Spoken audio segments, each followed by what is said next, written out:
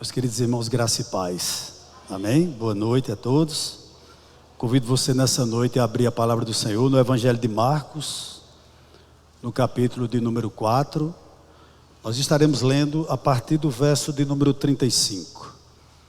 É um texto muito conhecido por todos os irmãos, eu creio. Marcos capítulo 4, verso 35 até o verso de número 41. Amém? Todos os irmãos encontraram? Amém? Podemos fazer a leitura do texto?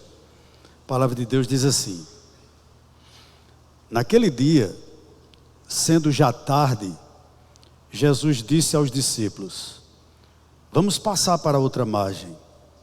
E eles, despedindo a multidão, o levaram assim como estava, ou seja, não deu tempo nem ele trocar de roupa, no barco. E outros barcos o seguiam. Ora, levantou-se grande temporal de vento, e as ondas se arremessavam contra o barco, de modo que o mesmo já estava se enchendo de água. E Jesus estava na popa, dormindo sobre o travesseiro. Os discípulos o acordaram e lhe disseram: Mestre, o senhor não se importa que pereçamos? E ele, despertando, repreendeu o vento e disse ao mar: acalme-se, fique quieto. O vento se aquietou e tudo ficou bem calmo. Então Jesus lhes perguntou: por que vocês são tão medrosos? Como é que ainda não têm fé? E eles, possuídos de grande temor, diziam uns aos outros: quem é esse que até o vento e o mar lhe obedecem? Amém? Você pode curvar a sua cabeça? Nós vamos só fazer mais uma rápida oração e já estaremos pensando um pouco sobre esse texto nessa noite. Senhor, nós bendizemos teu nome. Nós queremos nesse momento te pedir que pela tua infinita graça e misericórdia, Senhor, tu nos conceda ouvir a tua voz. Nos faz que sejamos fiéis ao texto sagrado. E, Senhor, que o coração de meus irmãos que aqui estão, como os demais que nos acompanham de forma remota, sejam terra fértil, Senhor, onde essa palavra frutifique. Eu oro nesse sentido, em nome de Jesus. Amém. Louvado seja o nome do Senhor. Meus amados irmãos, esse é aquele tipo de texto que você já ouviu muitas pregações nele, né? Eu já contei a você que eu passei 3 meses da minha vida ouvindo apenas a parábola do bom samaritano. E engraçado que quando eu era pastor lá no sítio Grotão, pastorei lá por 5 anos, Ritinha pregava lá. E toda vez que Ritinha pregava, eu já sabia qual era o texto: o cego Bartimeu. Então eu passei 5 anos ouvindo Ritinha pregar sobre o cego Bartimeu. Tá certo? E eu entendo que esse é o tipo daquele texto que você diz: meu Deus, o que é que esse camarada vai tirar daqui de novo? Porque eu já ouvi tanta pregação nesse texto. E eu sei, é tanto que até os incrédulos usam esse texto como base para eles dizerem que quando estão passando por uma situação adversa. Eles dizem o seguinte: eu estou vivendo uma grande tempestade. Até uma pessoa que nunca entrou dentro de um templo cristão, ele tem esse conhecimento acerca desse texto. Se não de uma forma tão clara, mas possui um certo conhecimento acerca desse texto. Mas antes de nós adentrarmos no texto, eu gostaria de dizer a você o seguinte: o Evangelho de Marcos, ele é considerado o Evangelho dos milagres. E o que me chama a atenção aqui é porque às vezes a gente conhece muita doutrina, o que é muito bom, o que é salutar, o que devemos fazê-lo com certeza, mas a gente desconhece a Cristo. Às vezes nós estamos muito focados em determinadas doutrinas bíblicas, o que não há nada de errado com isso, mas às vezes nós desprezamos o que o Evangelho diz ou mostra acerca da pessoa de Cristo. Interessante, meus irmãos, que eu fazia algumas perguntas a mim quando eu meditava nesse texto. Primeira, sobre quem nós precisamos edificar a nossa alma, se quisermos ser aceitos por Deus? Com certeza nós devemos edificar a nossa alma sobre a rocha.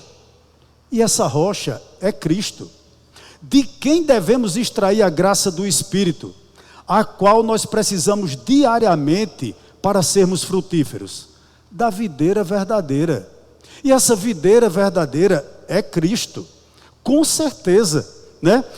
de onde nós devemos extrair, ou seja, melhor, para quem nós devemos olhar quando aquelas pessoas que nós temos afinidades, como os nossos amigos, morrem ou falham. Nós temos que olhar para o nosso irmão mais velho, e o nosso irmão mais velho é Cristo. Através de quem nossas orações são ouvidas no céu?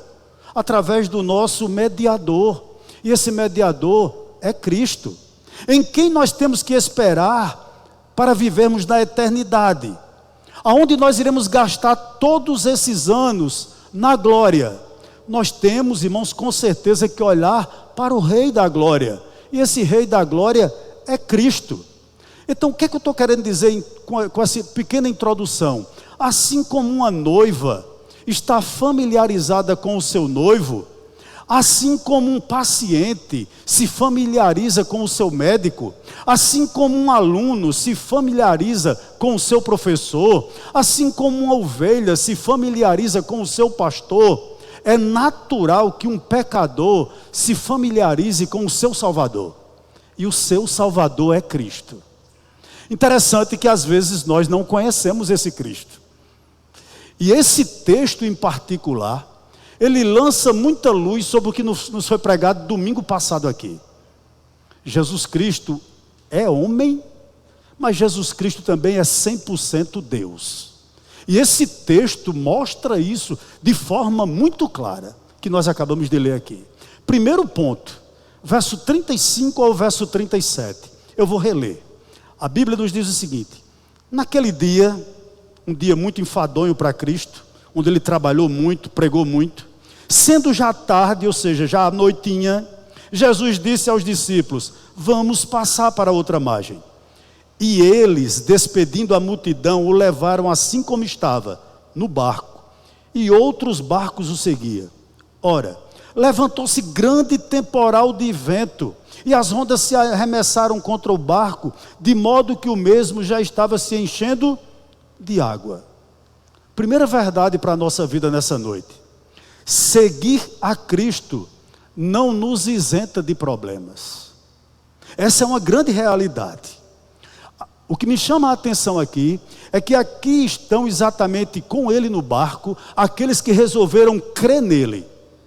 Um pequenino rebanho constituído aqui de 12 pessoas, que ao contrário de escribas e fariseus, resolveram acreditar em Cristo. Outra coisa, no verso 35, a Bíblia diz que eles recebem uma ordem clara, explícita de Cristo. E eles obedeceram sem questionar. Eles entraram todos os 12 dentro daquele barco e não perguntaram a Cristo o porquê de estarem entrando ali. Eu creio, ou pelo menos posso conjecturar, que na mente daqueles 12 homens, eles poderiam imaginar que está tão perto, obedecer a Cristo de uma forma tão segura, os colocassem fora das provações terrenas. Quem sabe eles pensassem que Cristo, a sua presença, era garantia para uma viagem sem dificuldades. Mais uma vez, alguns deles, entre eles alguns que eram pescadores, iam atravessar aquele mar tão conhecidos por eles. E eles pensavam, eu creio que os 12, que seria um tempo bom, um caminho fácil. Eles estavam livres de qualquer inquietação. Esse tipo de pensamento que possivelmente estava na mente dos discípulos, está hoje presente em alguns púlpitos das nossas igrejas. Infelizmente. Por que eu digo isso? Porque muitas igrejas estão familiarizadas com esse tipo de discurso, de pessoas que não conhecem Cristo. Me permita um parêntese aqui. Que coisa enfadonha é você ouvir um pregador que não tem nada a lhe dizer, que fala apenas da mente dele, que tira tudo o que ele quer da mente dele. É triste, irmãos. Torna-se cansativo. E pior ainda é quando você, como nos foi pregado aqui domingo à noite, quando você vai ouvir um falso mestre. Alguém que caminha juntamente com quem os escuta para o inferno. É terrivelmente danoso também. Então a igreja brasileira, ela está familiarizada com esse tipo de discurso. Qual? Cristo e saúde perfeita. Você não pode adoecer. Tem igrejas que tem até sala de cura. Estar doente para determinadas igrejas é estar em pecado. Esse é o tipo de sermão que agrada. O problema desse tipo de sermão é que ele não é verdadeiro. Outro, Cristo e muito dinheiro. As igrejas neopentecostais, adeptas dessa teologia satânica, são abarrotadas de pessoas vazias de Deus. Isso é triste. Outro discurso que está presente nos nossos púlpitos: Cristo e nenhuma morte na família. Você não pode enfrentar um luto. Ou Cristo e nenhuma preocupação desgastante. Possivelmente esses discípulos tinham esse tipo de pensamento. Mas antes de nós seguirmos um pouquinho aqui no sermão dessa noite, eu gostaria de lhe dar um conselho. Qual? O discipulado tem um preço. Calcule-o. Jesus nunca nos deu uma escada para subir. Ele nos promete uma cruz para carregar. Essa é a grande realidade. Considere que é Cristo e a cruz. Considere que é Cristo e as tribulações. Considere que é Cristo e ventos uivantes. Considere que é Cristo e mares bravios. Sempre a nossa vida aqui na terra será marcada por isso. Mas o que me chama a atenção nesse texto, sobre a tempestade em particular. Primeiro, as tempestades da nossa vida, elas são inesperadas. A gente não agenda, ela chega como um raio. Assim como essa tempestade chegou de forma inesperada, lá na frente Jesus vai se encontrar com um endemoniado que também chega como um raio. Essa tempestade, ela surge como um raio. Na realidade é isso, não avisa, ela simplesmente vem e se instala. Isso é muito comum na nossa vida. Nós estamos aqui, meus irmãos, com pessoas que, como eu e como você, amavam Jesus, deixaram tudo para segui-los, mas isso não os poupou de um mar revolto.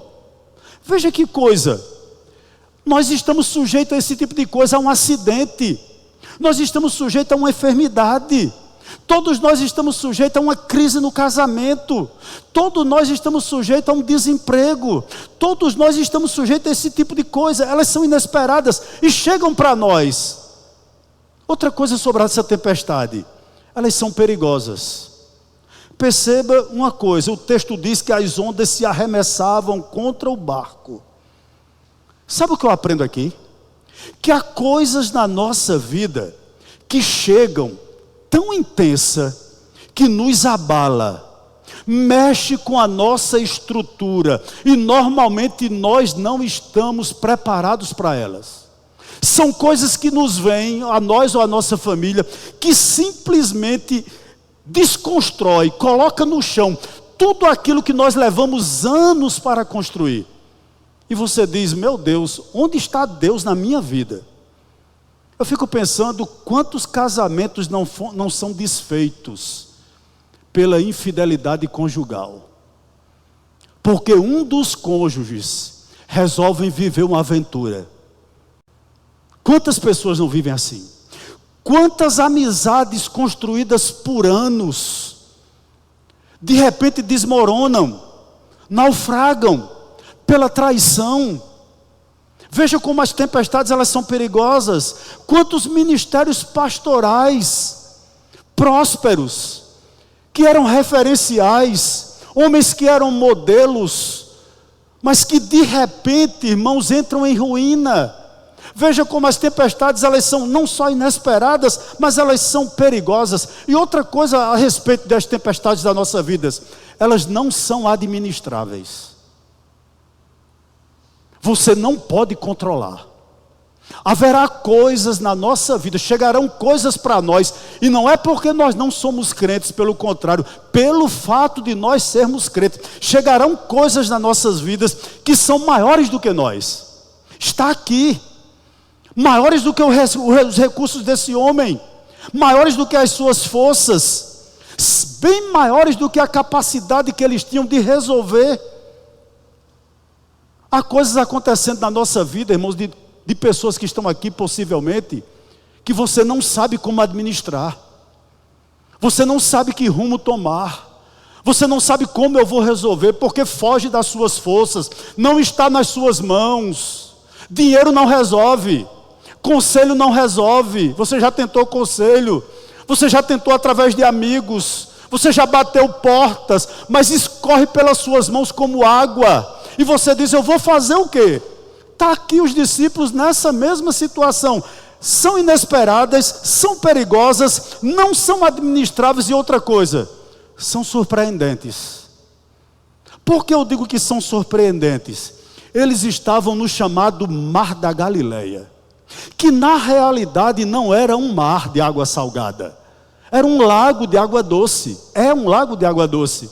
É chamado Mar da Galileia pela sua dimensão. Ele possuía 21 quilômetros de comprimento. Ele ia daqui, lá em Pocinhos, quase. E tinha 14 metros de largura. Então, em extensão, ele era enorme. Por essa razão, ele leva o nome de Mar da Galileia, embora seja um lago. Interessante. Esse Mar da Galileia, ele era um lugar muito conhecido daqueles discípulos que eram pescadores. Pedro, Tiago e João tiravam o seu sustento daquele mar. Então eles, principalmente eles, conheciam cada palmo daquele lago. Aonde tinha peixe, aonde não tinha peixe, aonde as possíveis tempestades viriam ou não. Eles sabiam cada centímetro daquele mar. Por quê? Porque eles eram pescadores profissionais. Mas interessante, irmãos, as tempestades, ela transforma lugares domésticos, ou seja, lugares comuns, lugares familiares, em lugares ameaçadores. Veja como esse mar era conhecido por eles, contudo, se tornou um monstro contra eles. O que é que eu aprendo aqui? Que há tempestades na nossa vida, que além de serem inesperadas, perigosas, não administráveis, elas são surpreendentes. E surpreendentes por quê? Ela transforma o comum em um monstro indomável. Aonde eu estou querendo chegar? Aquilo que parecia na sua vida perfeitamente administrável, torna-se uma força incontrolável. Veja que coisa interessante aqui. E ainda hoje, as grandes tempestades que enfrentamos na nossa vida, vêm de lugares e pessoas que nós conhecemos, que nós pensávamos que estavam em lugar seguro, tratando com pessoas seguras, mas não eram. Eu vou lhe dar algum exemplo. É um filho que você cria com tanto carinho, ou uma filha, e que depois que endurece o pescoço, torna-se um insolente, que muitas vezes você olha e diz: meu Deus, eu criei isso. Quem sabe você não vive essa situação.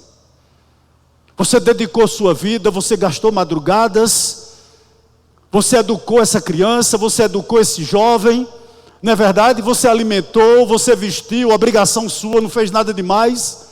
Mas hoje, quando você pensava que ele ia seguir os caminhos do Senhor, que ele estaria lhe orgulhando, ou ela estaria lhe orgulhando, ele se tornou um dissimulado, um insolente. Veja como as tempestades das nossas vidas nos surpreendem. Ou quem sabe, uma pessoa que você é casado há anos, e de repente chega para você com uma novidade: eu não lhe quero mais. Eu não lhe quero mais. Estou a fim de viver outra. Você feliz, não dá mais. Você apostou todas as suas fichas, você fez voto no altar, você conversou com sua família, você orou a Deus, e de repente essa pessoa que era tão familiar, que era tão doce, que era alguém que você confiava tanto, torna-se um monstro indomável. Deixa eu me dizer algo aqui a você. Pelo fato de nós sermos crentes, nós não estamos isentos dessas situações. É uma ovelha que você cuidou com tanto carinho, que você tanto orientou, e hoje tornou-se lobo dentro de um rebanho. Não estou dizendo que isso está acontecendo aqui, mas isso pode acontecer. Veja que coisa terrível. Mas há um segundo ponto a destacar nesse pequeno texto que nós lemos. E a segunda verdade que eu gostaria de dizer a você: o Senhor Jesus, Ele é um homem verdadeiro e também real. Olha o que a Bíblia diz no verso de número 38. Quando essa tempestade está talvez no seu epicentro, o verso 38 diz o seguinte: Jesus estava na popa, ou seja, na cabine de comando, dormindo sobre o travesseiro. Os discípulos o acordaram e lhe disseram: Mestre, o Senhor não se importa que pereçamos? Segundo ponto aqui nessa noite: o Senhor é um homem verdadeiro e real. Jesus Cristo é 100% Deus, mas Ele também é 100% homem. E por que isso é importante? Porque a Bíblia apresenta, num texto como esse, a humanidade de Cristo. Depois dele pregar um dia inteiro, depois dele ensinar um dia inteiro, Jesus se sente como eu e como você, exausto, cansado. Ele não está aqui dormindo, irmãos, porque ele é um inconsequente. Ele está dormindo aqui porque ele é um homem, sem pecado, é claro, que isso fique bem claro para os irmãos. Mas aqui Jesus está demonstrando sua humanidade. Ele está dormindo por cansaço. O que significa isso? Ele é igual ao Pai em todas as coisas. Ele é Deus eterno, contudo, Ele também é homem, sem pecado. O que é que eu gostaria de deixar claro aqui para nós nessa noite? Cristo teve um corpo como o nosso. Ele nasceu de uma mulher. Ele cresceu em estatura, sentiu sede, fome, cansaço. Ele chorou. Aquele que, como Paulo escrevendo aos Colossenses diz, aquele que criou todas as coisas, viveu nessa terra de lá para cá, entre pecadores, como um homem pobre e cansado. Por que isso é importante, a gente vai ver já já. Mas eu gostaria de dizer também que aquele que governava principados e potestades, e ainda governa nas regiões celestiais, resolveu tomar um corpo frágil, como o meu e como o seu. Jesus era um saco de ossos como eu e como você, coberto de pele. Sem pecado, é verdade, mas não há nenhuma distinção gritante como essa em outra parte do corpo dele que não seja semelhante ao nosso. Veja que coisa maravilhosa. E por que isso é digno de nota, de ser exaltado nessa noite aqui?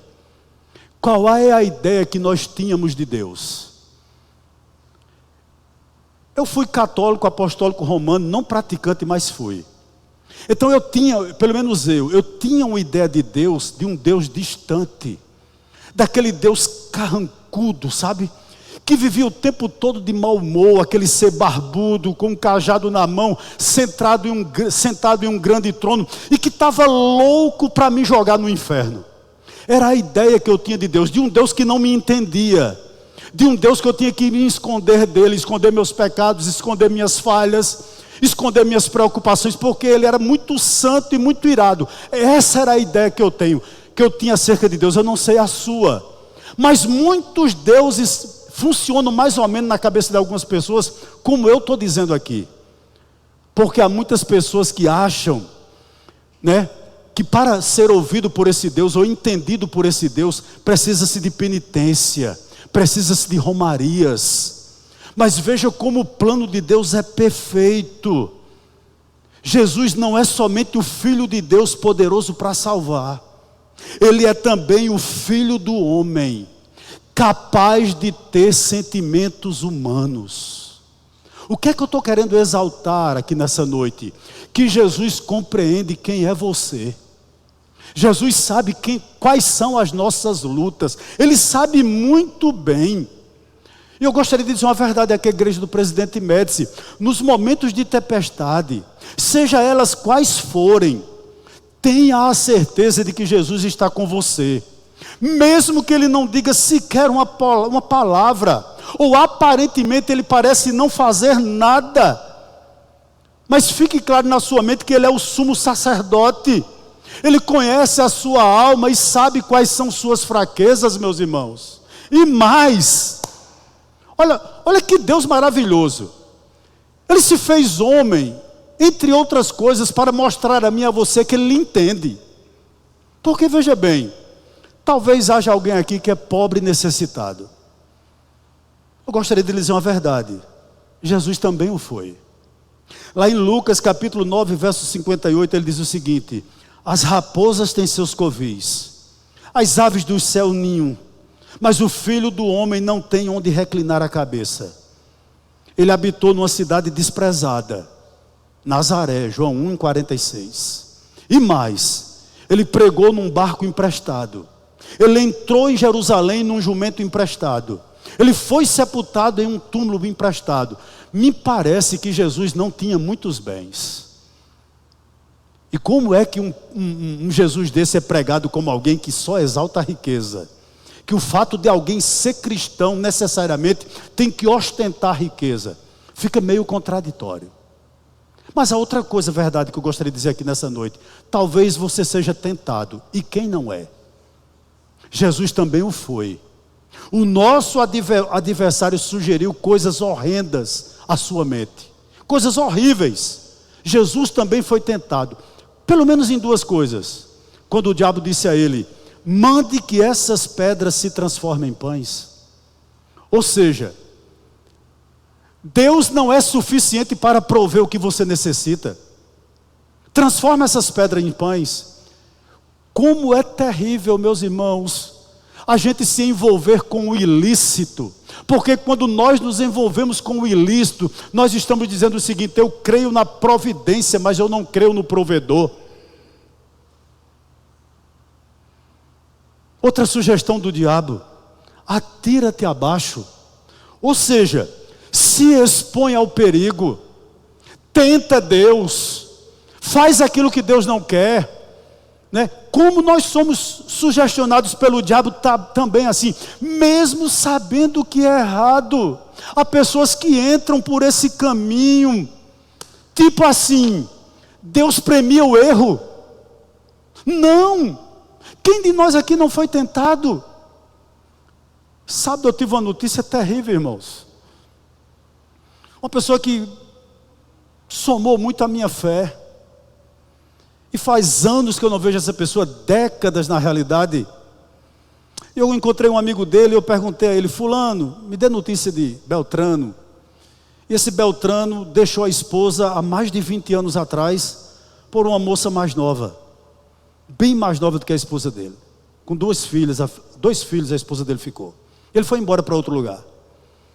Interessante que quando se instalou nesse lugar, que retornou essa mesma mulher, que hoje vive com ele, vivia aliás, ele pegou ela em flagrante adultério, perdoou, continuou com ela na mesma casa. 20 dias depois, o mesmo rapaz veio, com a faca na mão, ameaçou ele e levou essa mulher embora. E hoje ele vive na sarjeta. Perdeu emprego, perdeu família, perdeu filhos, porque ouviu a sugestão do diabo: eu tenho uma coisa melhor para você. Se envolve com o errado que Deus premia. Será que você tem ouvido essa voz? Será que tem sido essa sugestão do diabo para você?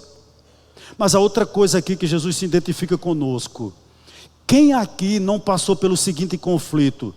Deus meu, por que me desamparaste? Mateus 27:46. Você se sente assim às vezes?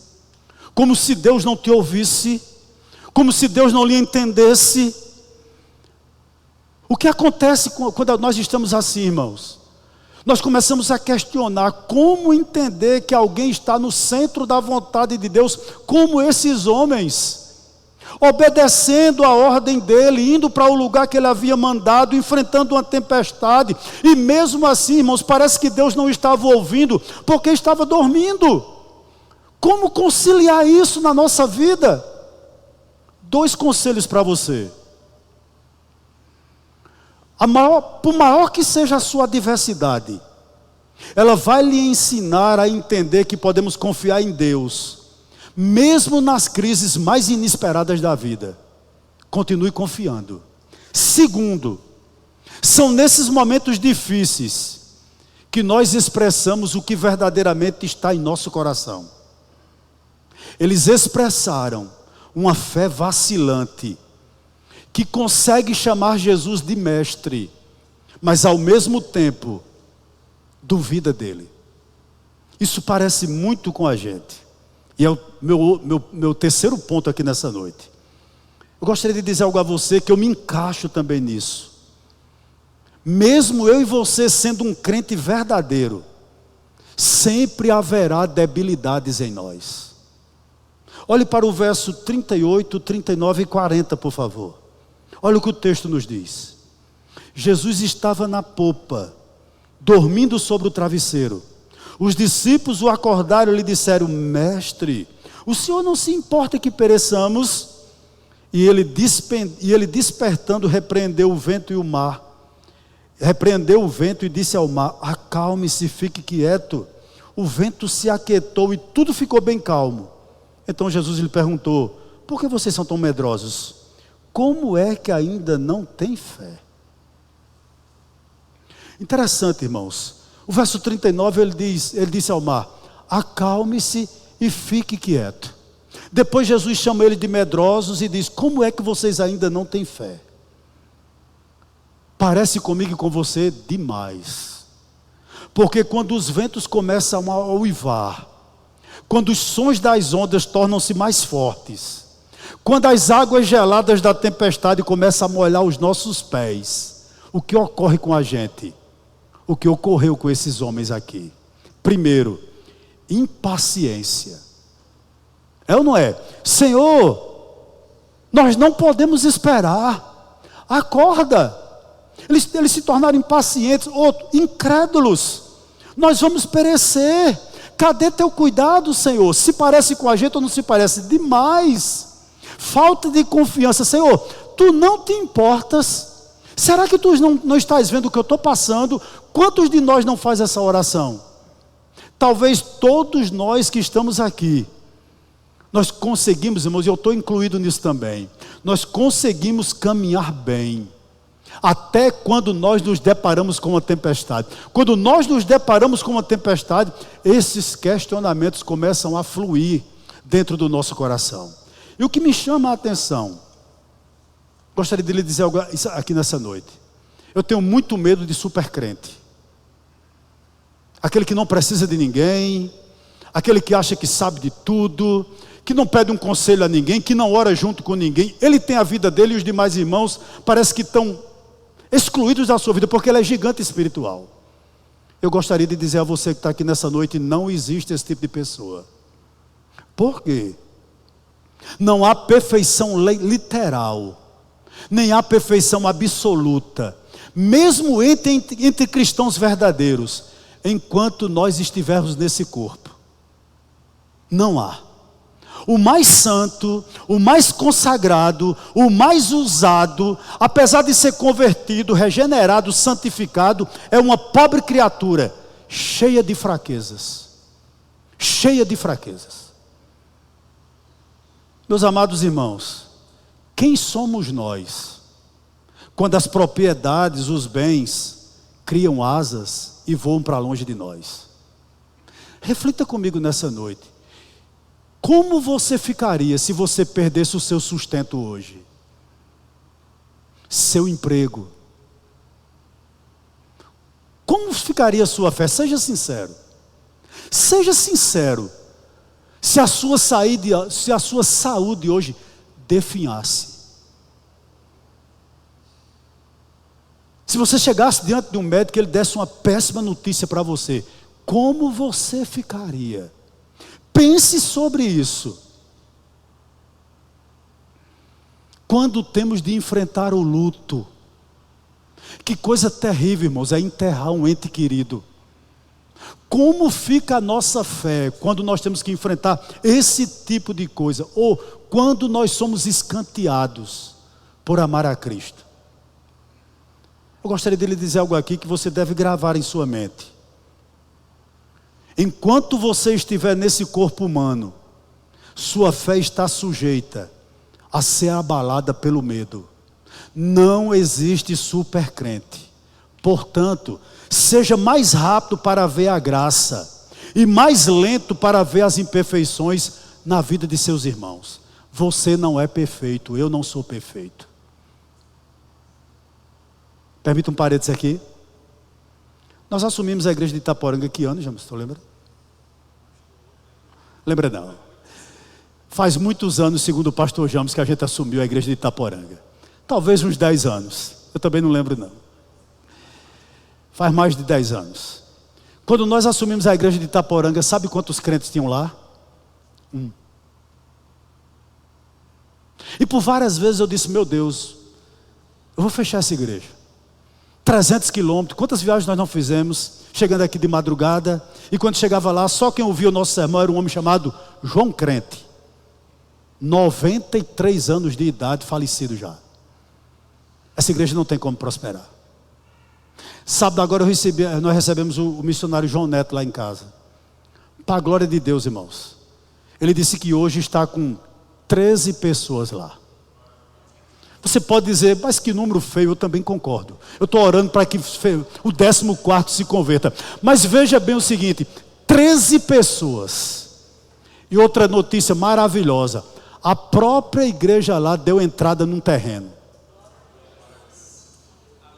Custa 25 mil reais. Temos 1.000. Dividimos 24 mil em 75 parcelas. E nós vamos pagar. Você está entendendo? Meus amados irmãos, é assim. A gente não vê, rapaz, por quê? Ei, Deus deixou apenas um homem lá. Hoje tem 13. Eu creio que daqui para domingo o 14º se converte, não é verdade? Mas veja bem que coisa maravilhosa. O que é que eu quero chegar aqui?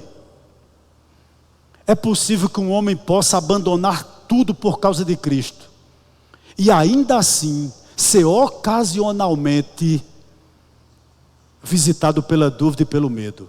Talvez você seja assim e você acha que você não é crente, você é. Sabe por que eu estou dizendo isso aqui nessa noite? Porque uma vez eu preguei no Salmo 3. É o Salmo da manhã de Davi, aqui nesse lugar. E a Bíblia diz que diante de uma grande conspiração, vivendo um grande problema, o filho se revoltando contra ele, Absalão, Davi foi para o deserto, fez de uma pedra o travesseiro e disse, eu durmo e me levanto, porque o Senhor tem cuidado de mim. Deito e logo pego no sono. Eu disse, Davi, tu é mais crente do que eu. E eu saí, depois que eu preguei aquilo, eu digo, eu não sou crente igual a Davi. Davi é muito melhor do que eu, e eu acho que é mesmo, né? Porque ele deitava diante de um grande problema, dormia no deserto, tendo o travesseiro, e eu nem com Rivotril consigo dormir. É verdade. Mas no Salmo 142, verso 7, eu vejo o mesmo Davi orando a Deus o seguinte, tira a minha alma do cárcere, para que eu possa ter paz. Você está vendo como minha fé, como sua fé, como a fé de Davi é vacilante? Você está vendo como nós temos os pés de barros? Mesmo que você seja uma pessoa que a dúvida e o medo se aloje às vezes no seu coração, meu querido, você continua crente. Você continua servo, porque você não é perfeito, você é de pó, e Jesus sabe disso.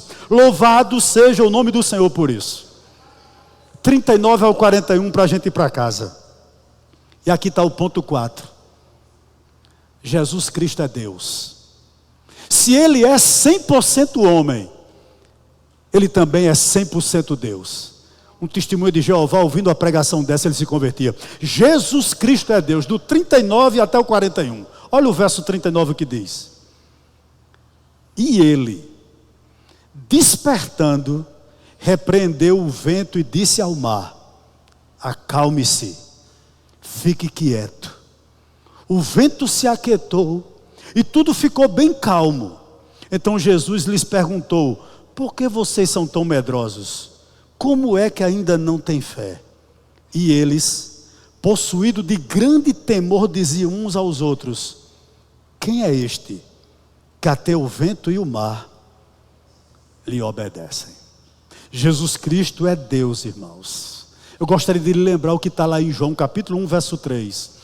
Todas as coisas foram feitas por intermédio dele. E sem ele, nada do que foi feito se fez. No verso 39 fica claro, Jesus falando a própria natureza que ele criou.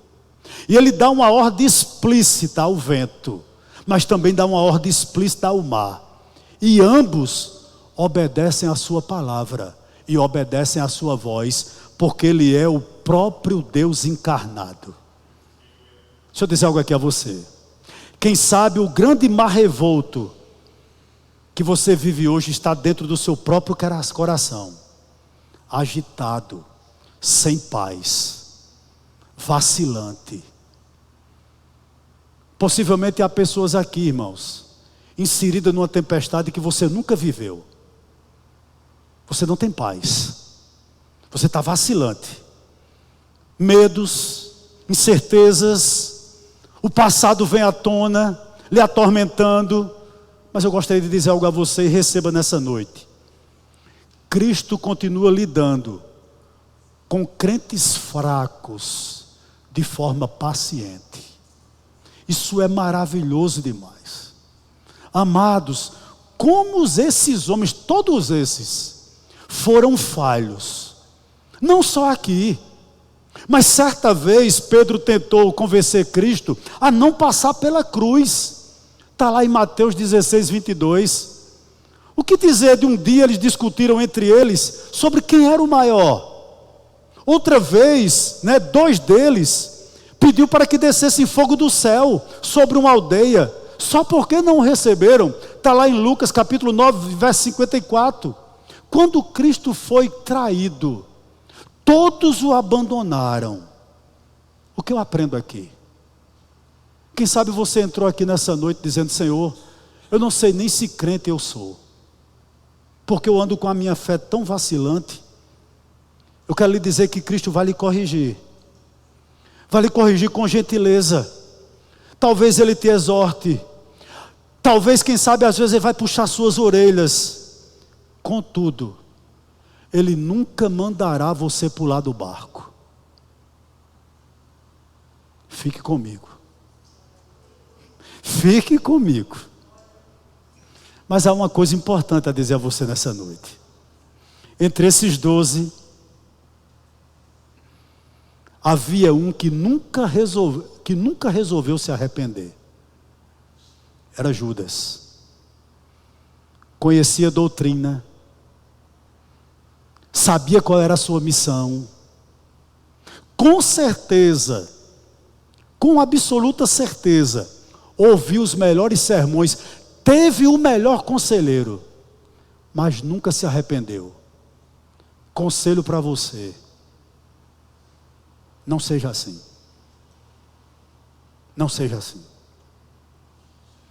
Talvez você hoje esteja no barco, que eu creio que está. E Jesus lhe chama hoje para consertar a sua vida, para vir para mais perto dele. Interessante, Jesus nunca chama ninguém para ele para não trabalhar no caráter dele. Guarde isso. Estar junto dele, estar com ele no barco, é ser trabalhado no caráter, é se parecer com ele. O meu apelo para você, como um velho pastor, não na idade, mas no ministério, é dizer que você não se transforme nessa pessoa inconsequente, coração duro, de dura cerviz. Não fique assim, irmãos. É caminho de morte. Mas por fim, verso 40 e 41. Então Jesus lhes perguntou: por que vocês são tão medrosos? Como é que ainda não têm fé? E eles, possuídos de grande temor, diziam uns aos outros: quem é este, que até o vento e o mar lhe obedecem? Sabe qual é a grande questão aqui? É que quando às vezes chega a tempestade chega em nós, irmãos, tem um cliquezinho que desperta na nossa mente. A gente logo pergunta: o que é que eu estou fazendo de errado?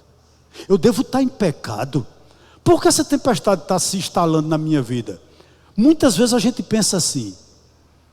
Mas deixa eu dizer algo aqui a você. Se você está obedecendo a Deus, fugindo do pecado, é verdade que você peca. Se a tempestade se instalou, guarde uma coisa no seu coração: Deus tem algo ali a ensinar nisso tudo. E mais, quais lições nós devemos tirar quando estamos vivenciando uma grande tempestade? Primeiro, e aqui a gente conclui, verso 35. Vamos passar para outra imagem. O que é que eu aprendo aqui? Ele sempre cumpre o que promete.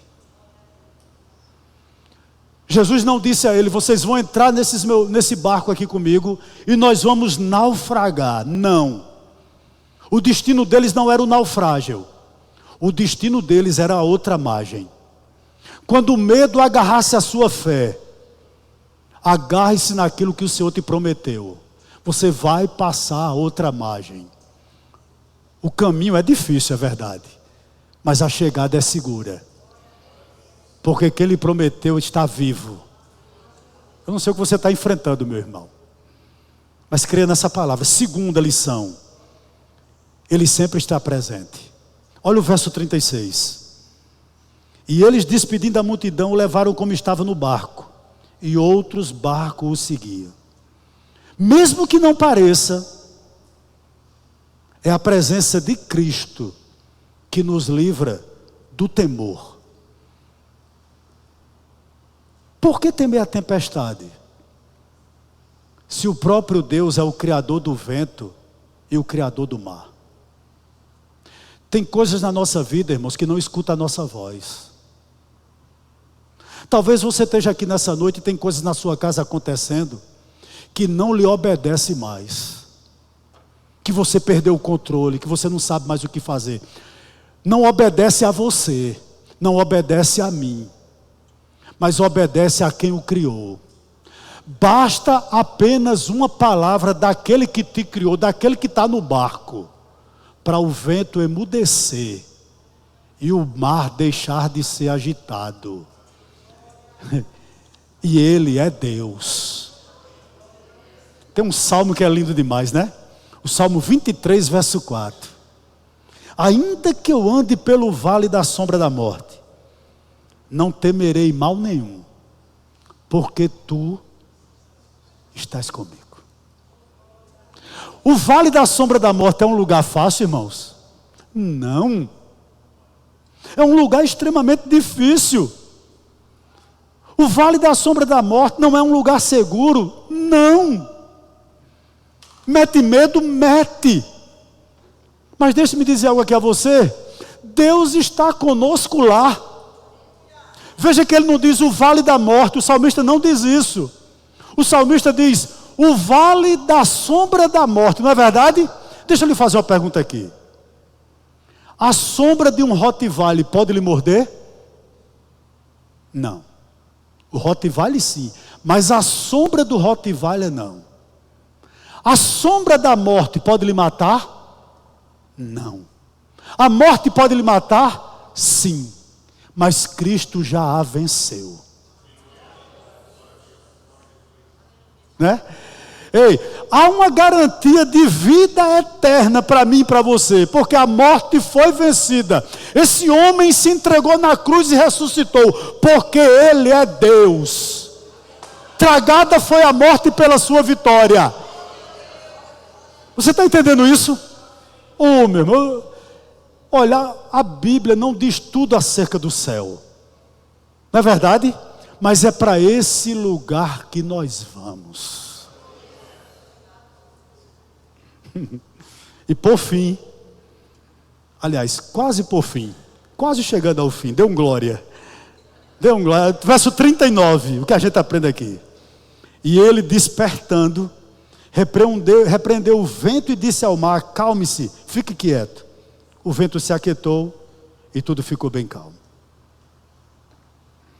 Ô meu irmão, meus queridos irmãos, muitas vezes, irmãos, as nossas maiores tempestades não são aquelas que nos cercam, mas aquelas que estão dentro de nós.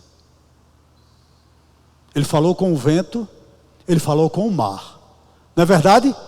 Mas aí ele vai falar com os discípulos. porque eles possuíam medo e incredulidade. Como eu disse a você, o evangelho de Marcos é o evangelho dos milagres.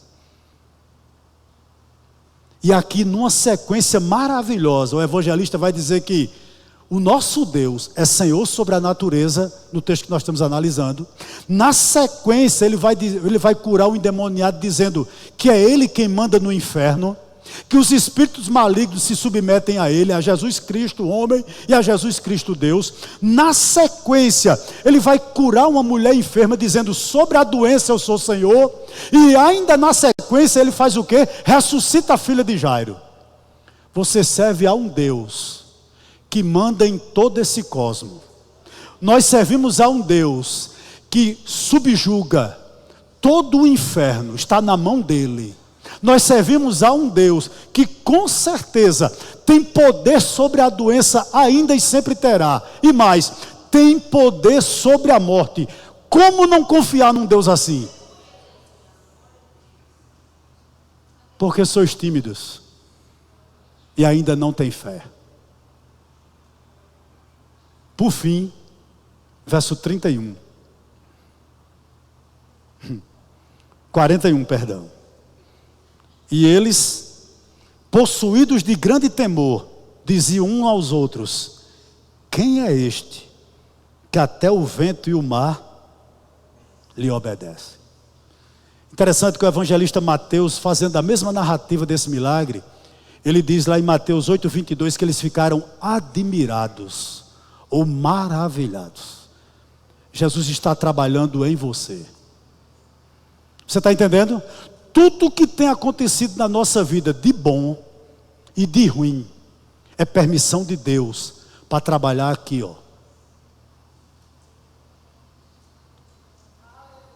O que tem vindo de ruim para você? Há um detalhe que eu gostaria de destacar aqui. Não seja como Jonas, que procura a tempestade por desobediência. Não. A tempestade chegou aqui, mesmo eles sendo obedientes, eles não procuraram, mas elas vieram. E quando elas vêm, diga a ela: seja bem-vinda. É pedagógica, vai me ensinar alguma coisa, né? Deus está trabalhando, inclusive em mim.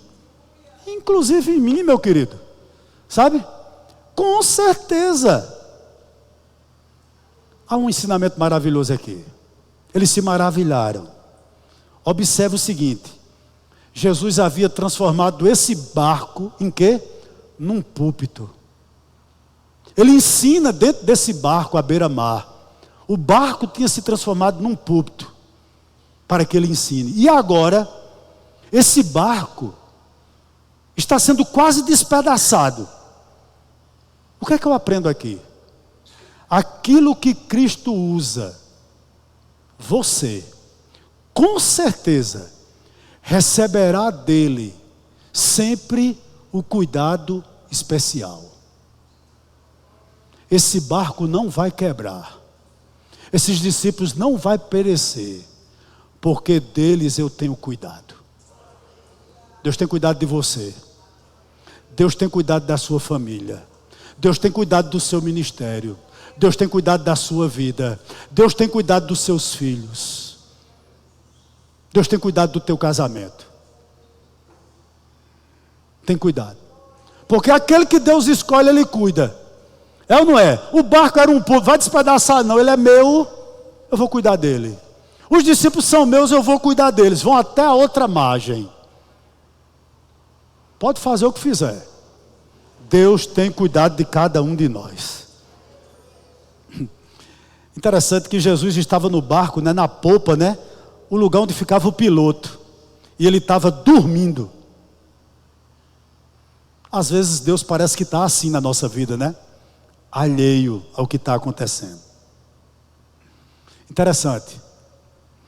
Quando a nossa fé, quando nós somos cristãos, quando a nossa fé fica pequenininha, bem pequenininha, uma coisa acontece com a gente: nossas orações ficam mais longas, não é? Quando a gente diminui a fé, a gente começa a orar mais, é ou não é? Quando a gente esquece, e às vezes é bom esquecer mesmo, aqueles livros de teologia, não tem nada de errado com isso, me entenda. Mas tem momento que a gente tem que ter momento de piedade. Senhor, tem misericórdia desse pobre mortal, desse saco de osso, né? E a gente começa a se dobrar mais. A tempestade tem esse poder de nos dobrar, de nos quebrantar, de nos levar ao pó, à cinza. Interessante isso aqui. Alguém já disse o seguinte, olha: quando ventos e ondas fortes atacam o meu barco, Cristo protege. É Ele quem manobra. Mesmo quando o barco parece mais instável, porque as tempestades são o triunfo de sua arte. Esse autor termina dizendo o seguinte: ele pode até fechar os olhos, mas nunca fechará o coração. Esse é o seu Deus. Eu termino, irmãos. Eu não lembro da história toda no livro que eu estou lendo, mas eu vou tentar parafraseá-la. E é uma história real. Um crente, ele se apaixonou por plantar rosas. Então ele fez do seu jardim o mais belo jardim. E apaixonou-se por aquelas rosas. Começou a estudar sobre rosas. Qual era o melhor adubo, qual era o melhor tempo de plantar, qual era a melhor água para adubá-la, para regá-la, perdão. E ele começou a ler muito sobre rosas. Interessante que a mulher dele pensou que ele estava ficando louco, porque ele só falava em rosas. E ele presenteava as pessoas com rosa, se encantava muito com as rosas. E um dia ele parou e disse, olhava os insetos, né, pousavam naquelas rosas. E ele disse, interessante, eu sou tão apaixonado pelas rosas, mas nunca parei para adorá-la. E por um dia inteiro ele colocou a cadeira em frente a uma das rosas e começou a observar como era bonita aqueles espinhos. Como aquela rosa vermelha tinha 100 cores diferentes na sua pétala. Como os insetos vinham lá e se alimentavam dela, do seu néctar. E ele disse, há um ser maior por trás disso tudo. O fim de adorar não era a rosa, mas a rosa apontava para o Criador de todas as coisas. Pela primeira vez ele começou a adorar. Talvez você veja a tempestade, viva a tempestade, sinta a tempestade, mas não para dizer o seguinte, ela não é um fim em si mesma. Essa tempestade aponta para a glória do Deus que você serve. Ele sabe como trabalhar. Deus o abençoe em Cristo Jesus. Amém? Glória a Deus.